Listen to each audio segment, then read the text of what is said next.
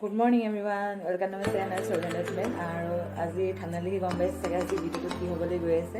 আজি সানডে সেইকাৰণে ভাবিলো সানডে স্পেশাল ব্লগ এটাকে বনাও। বলো তেনেহ'লে আজি দিনটো মোৰ লগতে থাকক।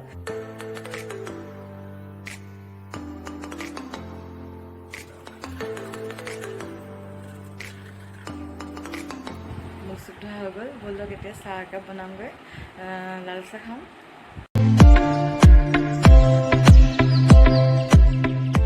ৰচনা পঢ়ি আছো ৰচনা পঢ়ি আছো এইখিনি কি পঢ়িছে মোক বুজি পোৱা নাই তই আকৌ এতিয়া ভাবিছোঁ ফ্ৰাইড ৰাইচ কেইটামান বনাওঁ। কালি মানে ভাত অলপ আছে সেইকাৰণে ভাবিলোঁ ফ্ৰাইড ৰাইচ বনাই দিওঁ, পিছবেলালৈ ভাত কেইটামান বনাই দিম।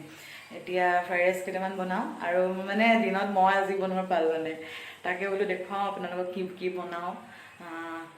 ব'লক তেনেহ'লে ফ্ৰাইড ৰাইচ বনাওঁ।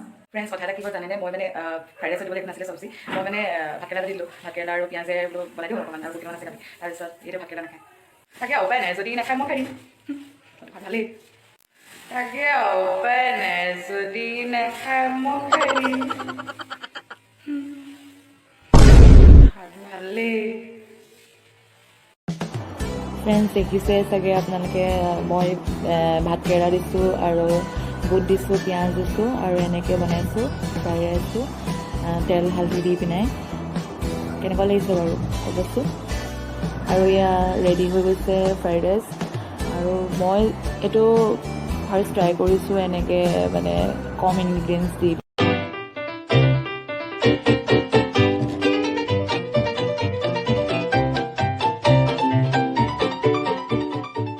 এতিয়া খাই মেলি লোৱাৰ পিছত ভাবিছোঁ অকণমান এতিয়া ৰেষ্ট ল'ম। ৰেষ্ট খোৱা বোৱা আৰু ৰেষ্ট লোৱা সেনেকুৱাই হৈ আছে। তাকে মানে পিছবেলা ভাবিছোঁ মাছকে খাম, লগতো গৈছে সেইকাৰণে বজাৰলৈ গৈছে, মাছ আৰু বিলাহী চিলাহী আনিবলৈ দুই এটা বস্তু। সেইকাৰণে ভাবিছোঁ আমি মাছকে খাম পিছবেলা সময়ত। মই মাছ বনোৱা ইমান এক্সপাৰ্ট নহয় মানে, ভাবিছোঁ বিলাহী আলু আৰু মাছে বনাই দিম, ভাত বনাই দিম। ঠিক আছে, পিছত লগ পাই আছে আপোনালোকক। ফ্ৰেণ্ডছ এয়া মাছ উতলি আছে,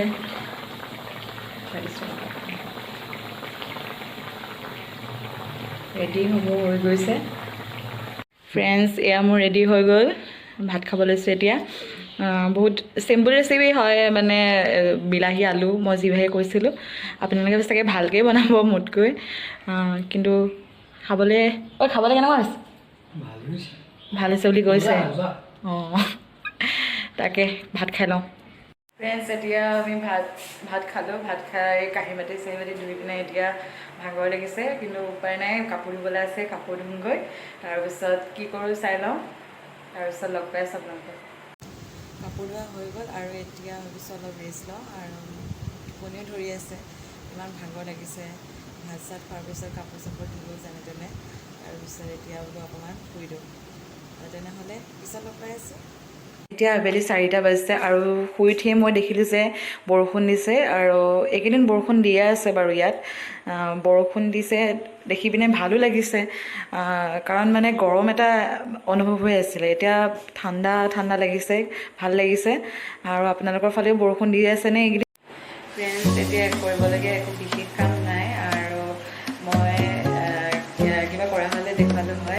এতিয়া ভাবিছোঁ নোটছ অকণমান লিখি লওঁ, মানে নোটছ অলপ লিখিলে আছে মোৰ, সেইখিনি পেণ্ডিং হৈ আছে, সেইখিনি কৰি লওঁ। তাৰপিছত কৰিবলগীয়া তেনেকুৱা নাই একো কাম, ৰাতিলৈ কৰিবলগীয়া একো নাই যিহেতু, আৰু ব্লগটো এতিয়া মই সামৰি দিছোঁ। আৰু আপোনালোকে যদি ব্লগটো ভাল পালে like, comment, share and subscribe বুলি আশা ৰাখিছোঁ।